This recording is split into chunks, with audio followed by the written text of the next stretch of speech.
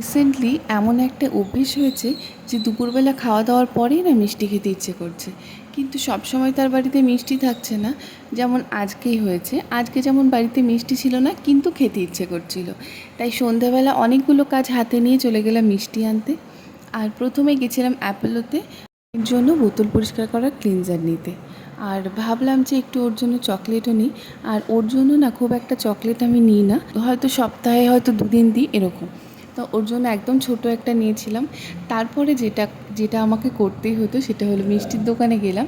মিষ্টির দোকানে গিয়ে এত রকম মিষ্টি দেখেছি, কিন্তু আমি ভাবছিলাম যে কী নেব।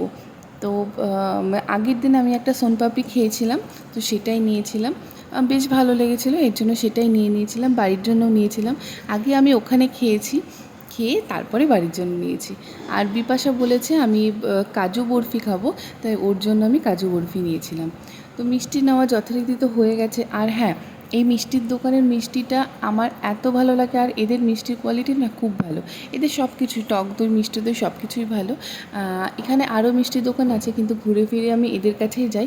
আর এদের সাথে আমাদের এত পরিচিত হয়ে গেছে, আর ওদের সবার ব্যবহারই খুব ভালো, মিষ্টিগুলো তো ভালোই। তো যাই হোক, মিষ্টি তো নিতেই হবে।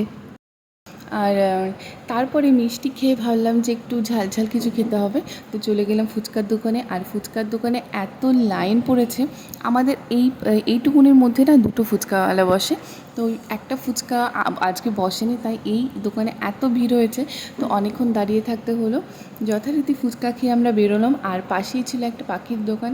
আমার পাখির ভীষণ শখ, কিন্তু একটা পাখি আমি পুষেছিলাম, কোকাটেল, কিন্তু অনেক মানে বেশি দিন থাকেনি, উড়ে গেছে। তারপর আমি ভেবেছি আমি আর পাখিটাকে পুষবো না। আর পশু পাখি মানেই মায়া, এই মায়া কাটানো যায় না। পাখির দোকান থেকে বেরিয়ে চলে এলাম মুদিখানা দোকানে। ময়দা নিতে হতো, কারণ আজকে হবে বাড়িতে লুচি আর সাদা আলুর তরকারি। তো ময়দা নিয়ে চলে এসেছি। আর ময়দাটা বাড়িতে আজকে ছিল না, ময়দা খাওয়া খুব একটা হয়ও না, তাই খুব একটা আমি রাখিও না ময়দা। আর কি কি আনলাম তোমাদের দেখাচ্ছি। প্রথমেই হলো মরিসনের এই লিকুইডটা খুবই ভালো। আমি অনেক ছোটোবেলা থেকে আমি এটা ইউজ করছি।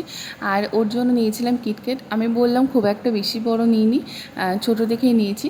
আর এই হলো সোনপাপড়ি আর বিপাশার কাজু বরফি।